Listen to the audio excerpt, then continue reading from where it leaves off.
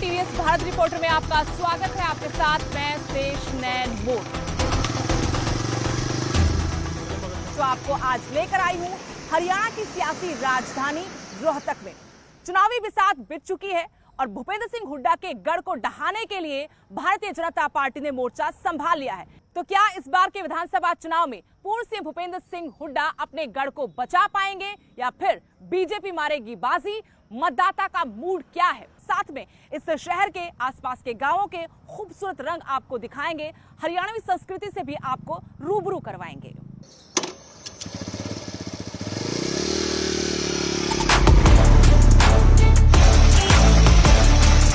चुनावी बिसात बीत चुकी है और इस चुनावी बिसात पर सभी राजनीतिक दल अपने चेहरे मोरों पर दांव खेल रहे हैं। लेकिन इस बार बहुत अहम बात यह है कि सभी राजनीतिक दल युवाओं पर खास फोकस कर रहे हैं। युवाओं को तरजीह देने की बातें हो रही हैं कि ज्यादा से ज्यादा युवाओं को टिकट दी जाएगी।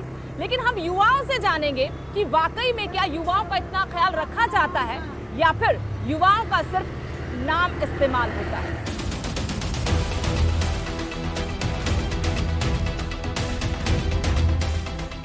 दावे किए जा रहे कि इस बार ज्यादा से ज्यादा जो टिकट दी जाएंगी वो युवाओं को दी जाएंगी। कल ही जेजेपी की तरफ से भी कहा गया कि युवाओं को प्राथमिकता दी जाएगी। यूथ हमारे साथ हैं, ये युवा चेहरे हैं। हम एमडी के कैंपस में खड़े हैं। आपके भी कुछ मुद्दे होंगे और जो राजनीतिक लोग वादे करते, दावे करते, उनकी सच्चाई क्या है? वैसे पूरे टाइम पे कोई किसी को युवा याद नहीं आता। जैसे ये हो गया युवाओं के लिए यूनिवर्सिटी है, यूनिवर्सिटी के टाइम पे अभी जैसे फिलहाल जो सरकार है वो युवाओं के लिए, जैसे हमारी यूनिवर्सिटी है, यूनिवर्सिटी के अंदर एक साल से जो काम अटके हुए हैं वो अटके ही हुए हैं। जो 2 साल से काम अटके हुए हैं वो अटके ही हुए हैं। ये मतलब ऐसे नहीं है कि हाँ युवाओं के लिए ये हो गया रोजगार निकालना। ये रोजगार निकालते हैं फिर उनको कैंसिल कर देते हैं, फिर निकालते हैं फिर कैंसिल कर देते हैं। आपको क्या लगता है कि क्या राजनीतिक दल युवाओं का सिर्फ इस्तेमाल करते हैं? चाहे आप बीजेपी की बात ले लो या कांग्रेस की बात ले लो, जब इनको भीड़ इकट्ठा करने की बात आती है या युवाओं को दबाने के लिए ही जो ये राजनीतिक दल हैं ये आगे आते हैं, ना तो उनको राजनीति में उनकी भागीदारी सुनिश्चित करते हैं। आप एक चीज देख लो कि 2019 में जो इलेक्शन हुआ था उसमें कांग्रेस और बीजेपी ने कितने युवाओं चेहरों को जो है विधानसभा की टिकट या लोकसभा की टिकट देने का काम किया है। हमारी ये समस्या है कि जैसे कि एक जो बीजेपी पार्टी है वो एक सरासर झूठी पार्टी है। लोगों युवाओं के लिए कोई भी काम अच्छे से नहीं करती, नहीं तो लोगों को कहीं पे भी युवाओं को कहीं पे भी, ना तो कहीं नौकरी से लेके किसी भी समस्या को लेके हम कहीं पे भी जाते हैं, ना तो हमारी कुछ सुनवाई की जाती, ना तो कोई हमें किसी प्रकार एंटरटेन किया जाता कहीं पे भी। बीजेपी हो या कांग्रेस हो, इस बार उनकी यही मांग है कि ज्यादा से ज्यादा युवाओं को राजनीतिक दल टिकट दें ताकि वो प्रदेश की राजनीति में महत्वपूर्ण भूमिका निभा सके।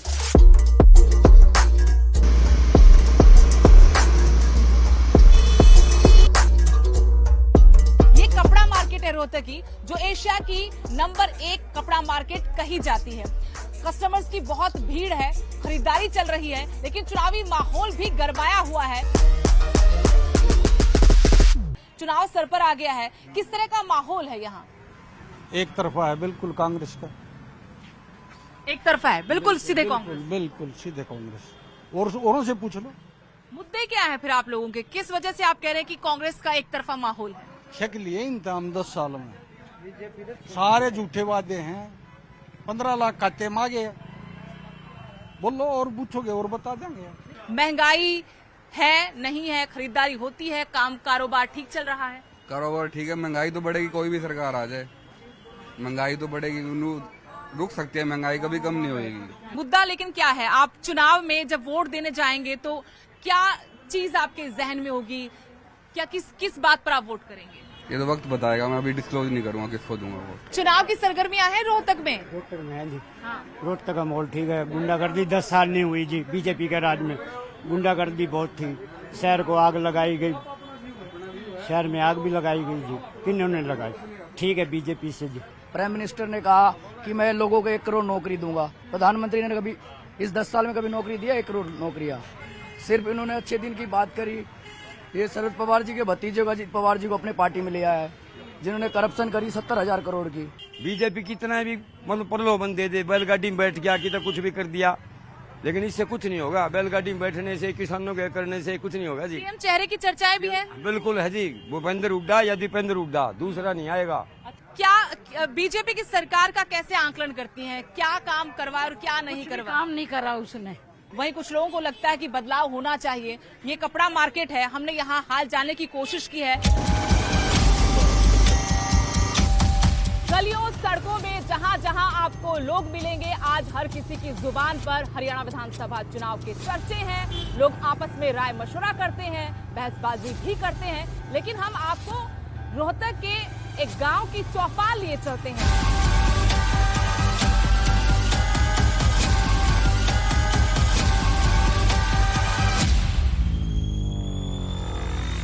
भारत रिपोर्टर की टीम इस वक्त पहुंची हुई है रोहतक के बोहर गांव में। अठगामा भवन आप यहां देख रहे हैं, कुछ ग्रामीण यहां मौजूद हैं। हम जानने की कोशिश करेंगे कि इस बार रोहतक विधानसभा सीट और बाकी जो 8 सीटें हैं रोहतक जिले में, उनका क्या मूड है, वहां की जनता किन मुद्दों पर इस बार वोट देगी। इन ग्रामीणों से हम जानने की कोशिश करेंगे, इनका मन टटोलने की कोशिश करते हैं। पता नहीं क्या हो सकता है, सरकार ने कामों में कमी कोई नहीं छोड़ रखी है, अच्छे काम कर रखे हैं। बाकी जनता जनार्दन है, वो वोट जिसको देती है वो देगी। क्योंकि हम हुड्डा के गढ़ में बैठे हुए हैं, किलोई विधानसभा से लगातार वो जीत दर्ज करते आए हैं, उनका अपना विधानसभा क्षेत्र है।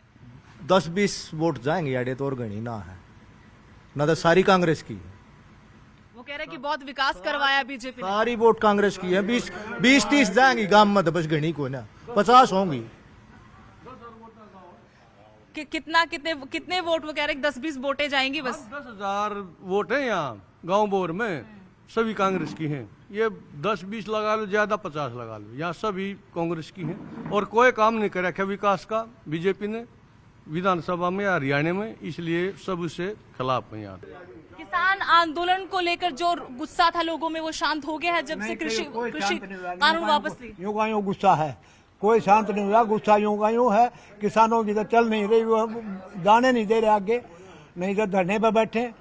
कोई नाराजगी नहीं है, किसी को काम दिखाई दे देता है, किसी को नहीं दिखाई देता।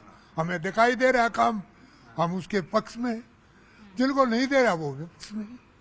इनको तो काम दिखाई दे रहा है कि बीजेपी ने काम करवाया है, आप लोगों को दिखाई दे रहा है विकास? काम दिखाई दे रहे हैं और बीजेपी की वोट देंगे। और ये नो कहा ना कि आड़ा 1-2 पर्ची पाओगी, आड़ा बराबर की दून बात जाएगी। इसके भूपी के हल्के में बराबर की टक्कर होगी गांव में, बराबर की वोट से। ये सीट बीजेपी निकाल सकती है जी, कोई दो राह नहीं है। लेकिन मुद्दे क्या? वो किसानों की बात करें कि किसानों को जमीन का सही रेट नहीं मिल रहा, इसके अलावा जो तमाम बातें थी। रेट नहीं मिल रहा, उसकी भी बात हमारे चाचा ने जो कही है बात सही है, लेकिन आचार संहिता लगने के बाद में फिलहाल तो ये करा नहीं सकते। बाकी चलता रहा है जी, सरकार में कोई दिक्कत नहीं है। ये बहुत इंटरेस्टिंग है कि एक ही चौपाल में बैठे हुए हैं, एक ही गांव है और आपस। हाँ, भाईचारा तो खराब नहीं होना चाहिए, हम भाईचारा नहीं, लेकिन हाँ आचार संहिता लगी और 10 साल कहाँ गए वो। अब तो आचार संहिता लगी 10 दिन से, तो पहले कोरोना तो बाद में, कोरोना तो पहले। अरे कोरोना तो पहले बता, पेमेंट क्यों नहीं दी? चलिए आप यहाँ बोलिए। इस सरकार के टाइम में बहुत सारे बच्चे जो हैं हमारे गांव से ही सरकारी नौकरियों पर चले गए। ऐसा जी, मतलब ये नहीं कि चौधर पे यहाँ पर वोट नहीं मिलेंगे, चौधर पे वोट नहीं मिलेंगे। बच्चों को जो नौकरी मिल गई, बच्चों को ऑनलाइन उठा करके कहीं कहीं फेंक दिया हरियाणा के एंड में। तो ये सरकार का ये काम था इसका। ये बीजेपी से नाराजगी है आप लोगों? बिल्कुल बीजेपी से बिल्कुल नाराजगी है। इन्होंने कोई काम नहीं किया। जैसे सांसद बन गया, वो बिल्कुल गांव में आया ही नहीं। अब विधानसभा चुनाव में देखना होगा कि क्या जनता का फरमान यहां से आता है, जनता किसके नाम पर मुहर लगाती है।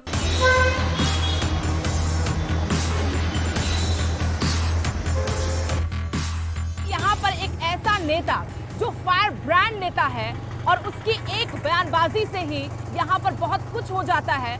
कैसे वो पार्टी का रुख बदलता है, साथ में वो यहाँ के राजनीतिक समीकरणों पर भी पूरा प्रभाव रखता है। चलिए आपको उस शख्सियत से मिलवाते हैं।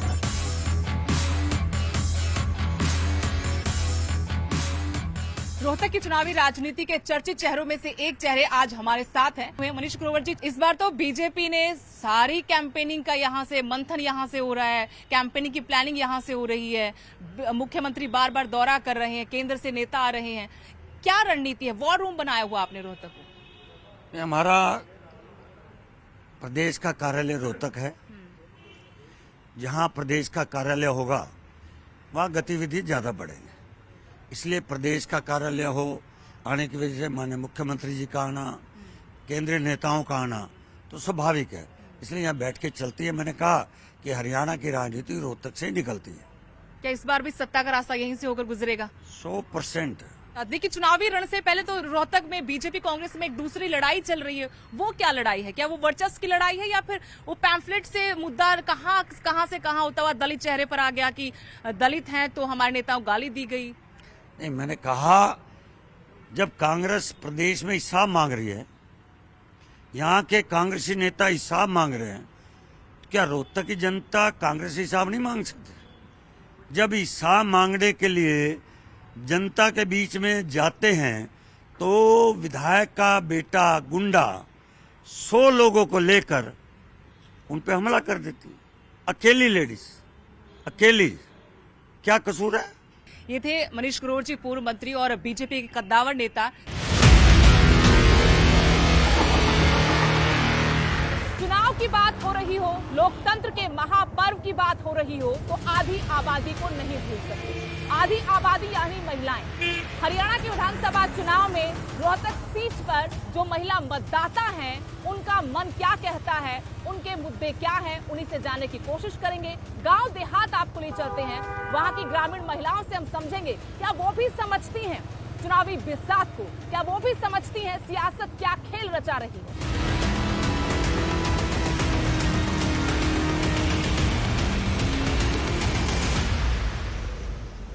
हमारे साथ कुछ ग्रामीण महिलाएं हैं, उनसे जानने की कोशिश करेंगे कि इस बार जब वो वोट देने जाएंगी पोलिंग बूथ तक तो उनके जहन में क्या होगा, क्या मुद्दे हैं आपके, क्या मांगे हैं आपकी? और सब कुछ महंगा कर दिया, गैस वैस, गरीब आदमी क्यों कर काम चलाएगा? न्यू बताओ। नौकरी नहीं, सरकार तो कह रही कि हमने बहुत सरकारी नौकरियां दी हैं, पक्का रोजगार दिया है। पक्का नहीं दिया, खुद मेरा बेटा लग रहा है बिल्कुल कच्चा। 14,000 मिल रहा है, 3 का बाण, 2 बच्चे, बहू, माँ, क्या करेगा 14,000 में?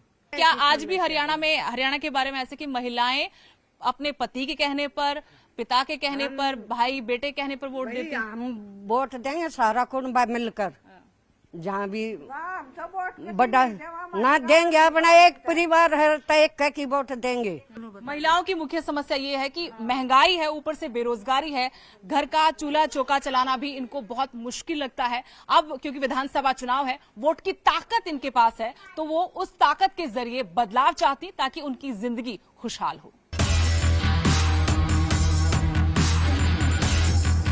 पूर्व मुख्यमंत्री, नेता प्रतिपक्ष, हरियाणा कांग्रेस के कद्दावर नेता भूपेंद्र सिंह हुड्डा के इस गढ़ को बचाने की जिम्मेदारी एक पुराने साथी पर है। बड़ी चुनौती भी है, लेकिन वो क्या चुनौती मानते हैं बीजेपी को, या फिर इस बार भी वो भूपेंद्र सिंह हुड्डा के गढ़ को बचा पाए?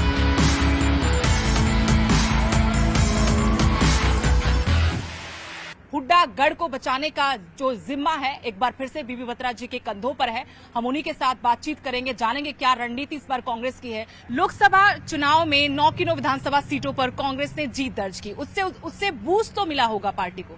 निश्चित रूप से बूस्ट मिला। हमने असेंबली की 46 कॉन्स्टिट्यूंसी जीती। रोहतक में उबाल थोड़ा ज्यादा नजर आ रहा है, आप समझ गए होंगे, पोस्टर वॉर चल रहा है, धरने प्रदर्शन हो रहे हैं, मारपीट हो रही है, FIR दर्ज हो रही है, ऐसी नौबत क्यों? ऐसे कि सत्ता पक्ष का पहली बार देखा है प्रदर्शन करते हुए देखा। विपक्ष प्रदर्शन करता है और यहाँ पर सत्ता पक्ष प्रदर्शन करता है। लेकिन बीजेपी का आरोप है कि जाति सूचक शब्द कहे गए, मामला वहां से बिगड़ा था। पहले तो जाति सूचक की बात जो आपने कही वो बात बिल्कुल असत्य है, और जो एलिगेशन लगाए हैं वो बिल्कुल गलत है। कांग्रेस पर इस बार मतदाता किस चीज को लेकर भरोसा करें, क्यों भरोसा करें?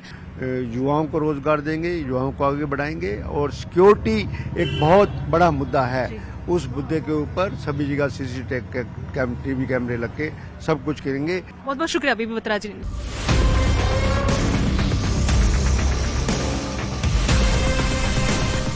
रोहतक के राजनीतिक अखाड़े की तो बहुत चर्चाएं होती हैं, लेकिन यहाँ के पहलवानों के अखाड़े की चर्चाएं भी अब दुनिया भर में हो रही हैं। आपको लिए चलते हैं किस तरीके से हरियाणा की माटी से एक के बाद एक पहलवान दुनिया भर में हिंदुस्तान का नाम रोशन कर रहा है।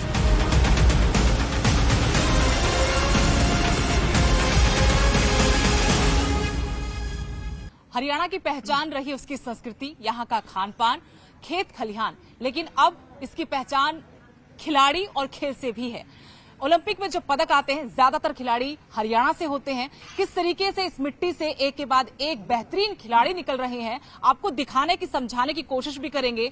चाहे साक्षी मलिक हो, विनेश फोगाट हो या फिर ऋतिका हुड्डा, कैसे ये लड़कियां मिट्टी में मिट्टी होकर फिर देश का नाम दुनिया भर में रोशन करती हैं। ये तस्वीरें हैं, हम रोहतक में हैं और ये मनदीप कोच जो साक्षी के कोच भी रहे हैं, उनको भी कोचिंग दी है, वो हमारे साथ जुड़े हैं। सर, नई पहचान बना ली है हरियाणा ने, खेल खिलाड़ी, मतलब दुनिया भर में डंका बज रहा है। हमारे यहाँ भी लड़कियां की जैसे रेसलिंग काफी ऊपर गई है, जिसमें जैसे पीछे हमारे इसमें सरकार का सबसे बड़ा रोल है, क्योंकि सरकार आप देख रहे हो कितना अच्छा एससी हॉल बना रखा है सरकार ने।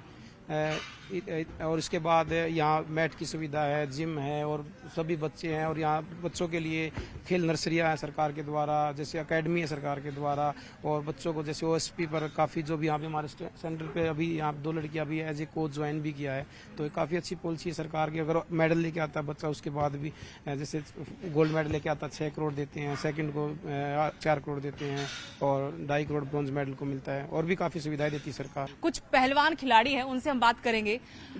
आपसे हम बात करना चाहते हैं, क्या नाम है आपका? मेरा नाम मनीषा। मनीषा, कब से आप प्रैक्टिस कर रहे हैं कुश्ती की? मैं 2013 से स्टार्ट किया था। कितनी मेहनत लगती है? परिवार हम देख रहे हैं, कुछ फैमिलीज बैठी हैं, बच्चों को लेकर आते हैं, कितनी मेहनत लगती है और क्या सपना है? कौन आपका आइडल है?